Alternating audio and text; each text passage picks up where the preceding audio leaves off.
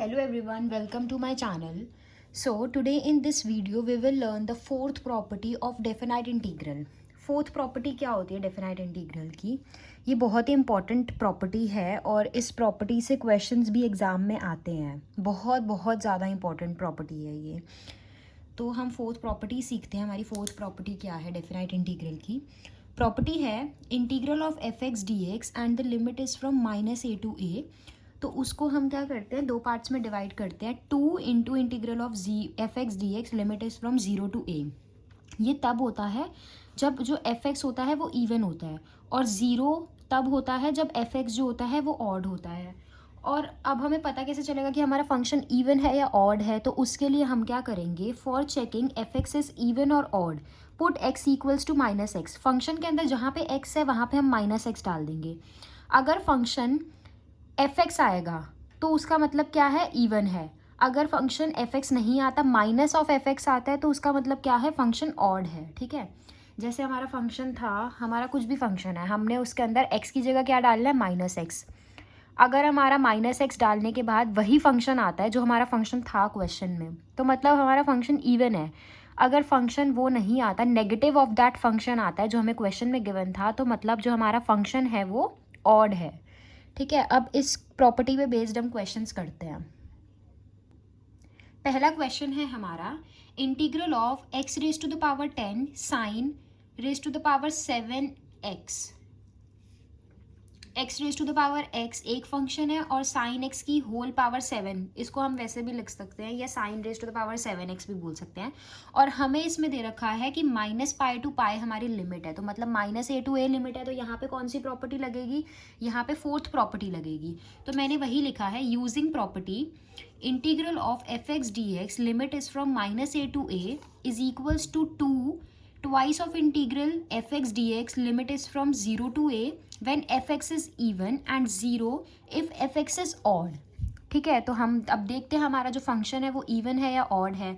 तो हमने क्या करा, हमने लेट कर लिया कि let f x equals to x raise to the power 10 sine raise to the power 7x. ठीक है, हमने लेट कर लिया कि जो हमारा एफ एक्स है वो ये है. तो अब हम क्या करेंगे, अब जहाँ जहाँ x है वहाँ वहाँ हम -x पुट करेंगे.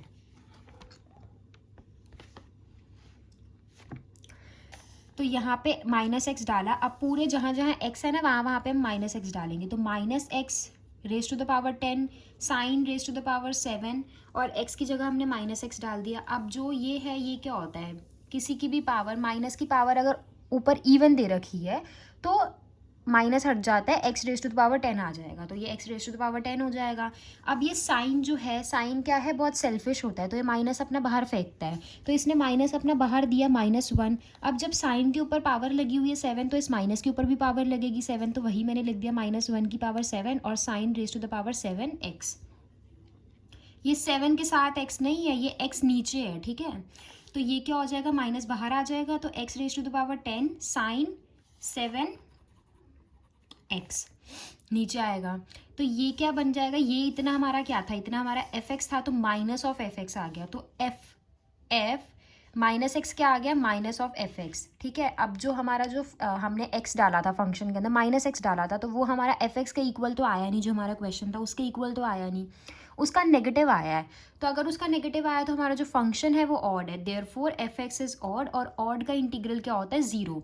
तो वही मैंने लिख दिया, integral of x raise to the power 10 sign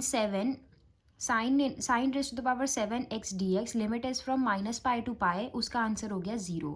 तो 0 हो जाएगा हमारा इस इंटीग्रल का फाइनल आंसर.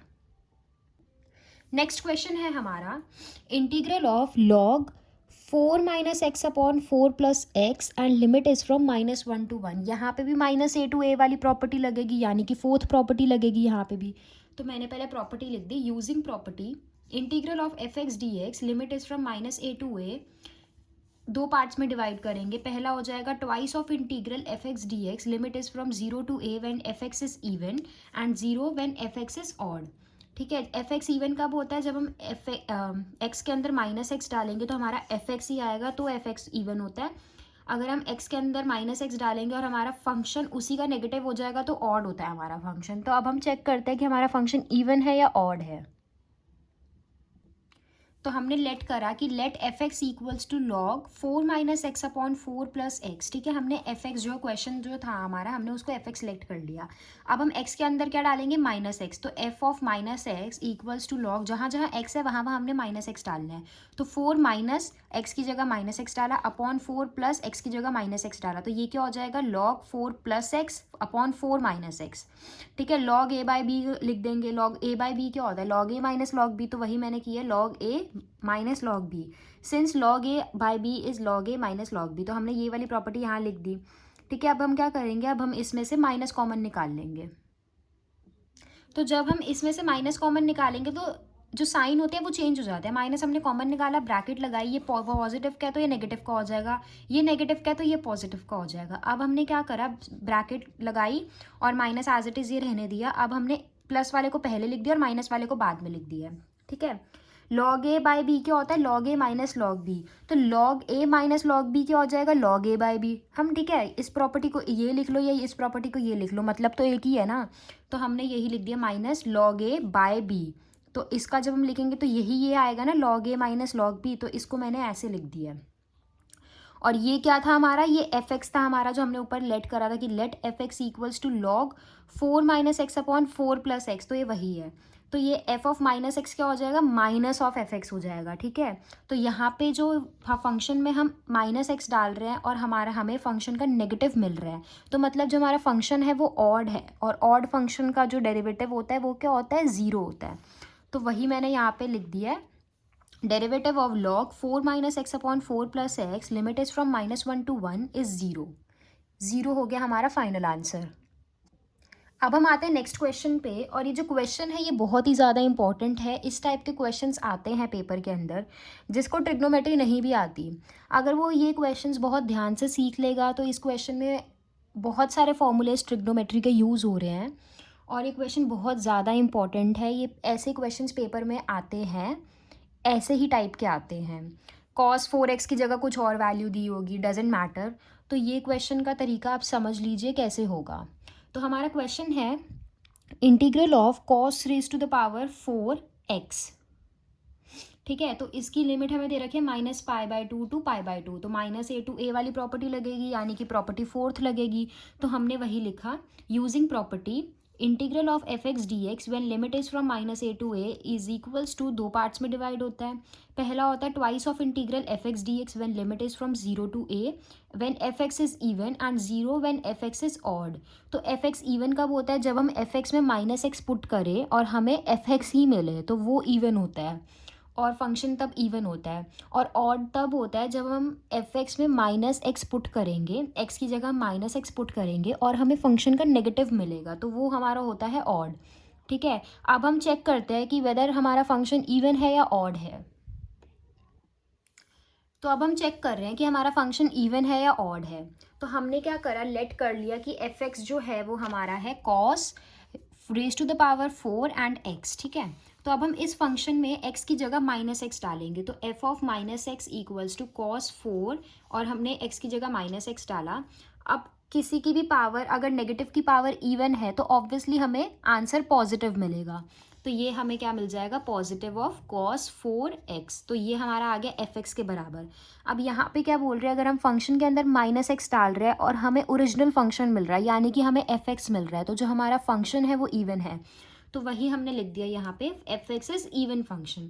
अब इवन फंक्शन होता है तो इवन फंक्शन का इंटीग्रेशन क्या होता है, इवन फंक्शन का इंटीग्रेशन होता है twice of integral of f x d x when limit is from 0 to a। तो यहाँ पे हमारा a क्या था, π/2, और 0 to π/2 लिख दिया, और एफ एक्स क्या था, cos raise to the power 4 and x, ठीक। अब हम इस इंटीग्रल को सॉल्व करेंगे, और हमने लेट कर लिया कि let i equals to this integral, ठीक है। और हमने इसको इक्वेशन 1 मान ली। हमने इस इंटीग्रल को i लेट कर लिया और इसको हमने इक्वेशन 1 मांग ली। अब हम i को सॉल्व करेंगे फर्दर।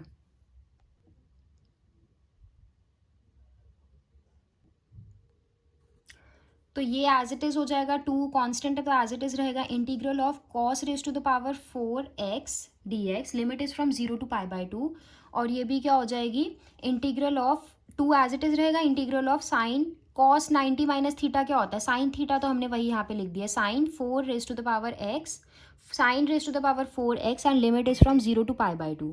ठीक है, अब ये एज इट इज़ रहेगा यहाँ पे, और ये भी हमारा एज इट इज़ हमने यहाँ पे लिख दिया। अब ये क्या हमने लेट करा था कि ये हमारा आई है, तो आई ये है, तो ये भी आई हो जाएगा। ठीक है, तो हमने आई इसको लेट कर लिया, और ये हो गई हमारी इक्वेशन 2।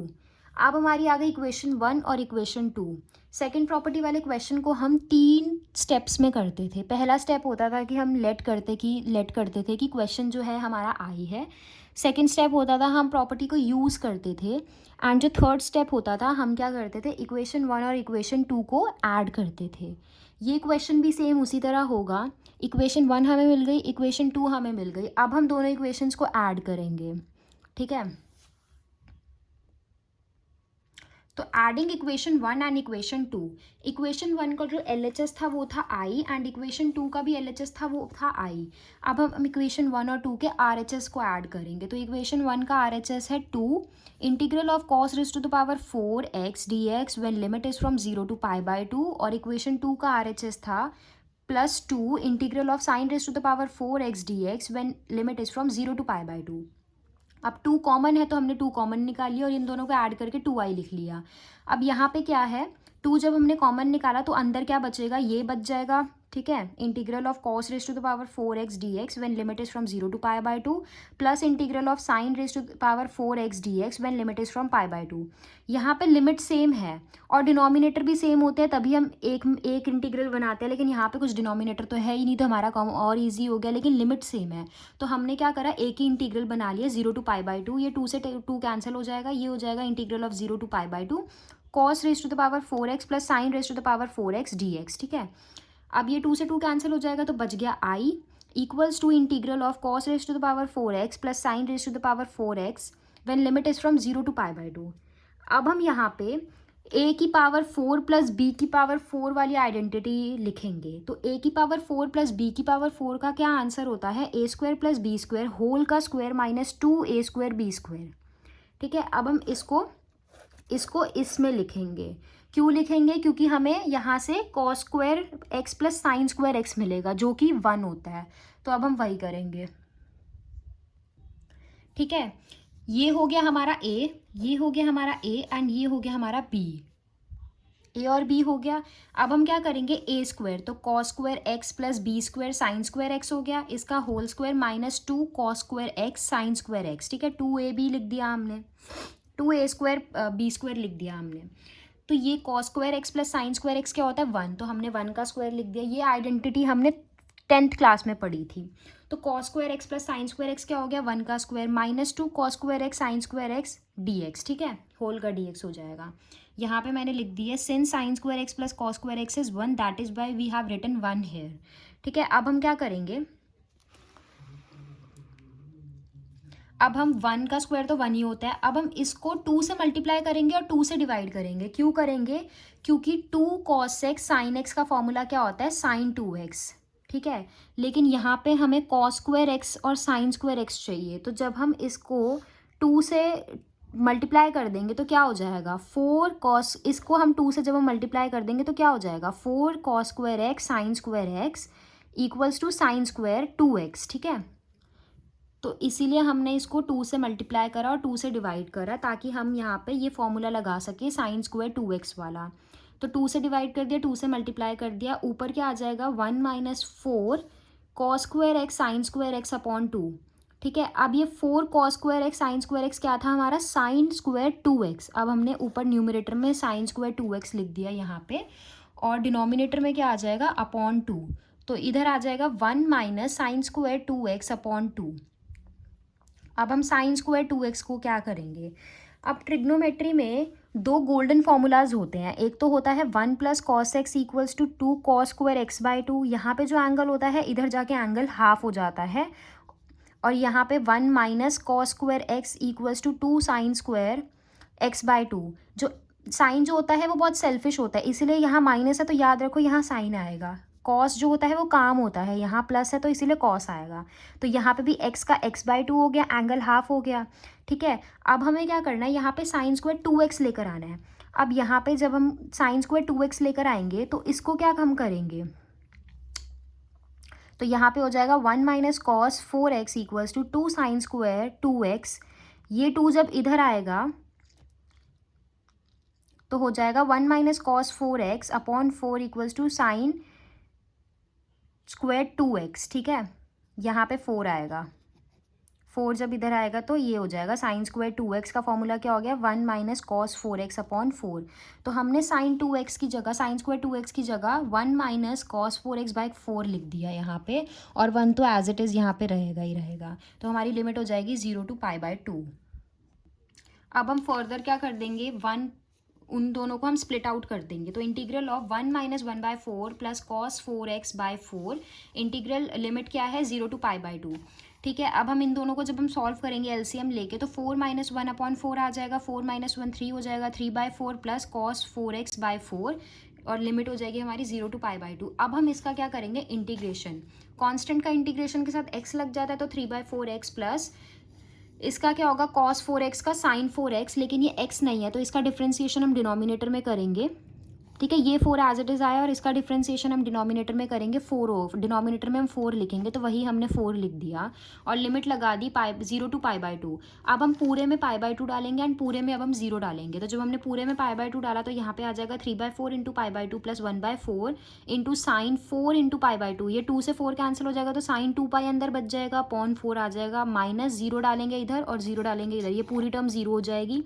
तो इधर क्या आ जाएगा, नीचे आ जाएगा हमारा 3π/8 प्लस 4 4 जा 16 हो गया, 16 साइन 2π माइनस 0। साइन 2π की वैल्यू 0 होती है तो इसीलिए ये वाला टर्म भी 0 हो जाएगा और हमारा फाइनल आंसर आ जाएगा 3π/8, ठीक है। ऐसे क्वेश्चंस बहुत ज़्यादा इंपॉर्टेंट होते हैं, बहुत ज़्यादा इंपॉर्टेंट है ऐसे क्वेश्चंस। इस टाइप के क्वेश्चंस का पेपर में आने का चांसेस बहुत बहुत ज़्यादा होता है। ज़रूरी नहीं है कि आपको सेम ही क्वेश्चन आएगा, आपको ऊपर cos raise to the power 4x की जगह कुछ और भी दे देंगे, sine raise to the power 4x दे देंगे, कुछ भी दे सकते हैं, उन पर डिपेंड करता है। आने वाले क्वेश्चंस, आने वाली वीडियो में हम लोग ऐसे क्वेश्चंस करेंगे जिन क्वेश्चंस में एक से ज़्यादा प्रॉपर्टीज़ लग रही होंगी। तो आई होप आपको ये वीडियो अच्छी लगी होगी। इस वीडियो में हमने प्रॉपर्टी नंबर 4 सीखी है, बाकी की अब बची हैं 3 प्रॉपर्टी, उनको हम अगले वीडियो में कवर करेंगे। आई होप आपको ये वीडियो अच्छी लगी होगी। अगर आपको ये वीडियो अच्छी लगी है तो इस वीडियो को लाइक करें एंड चैनल को सब्सक्राइब करें। Thank you.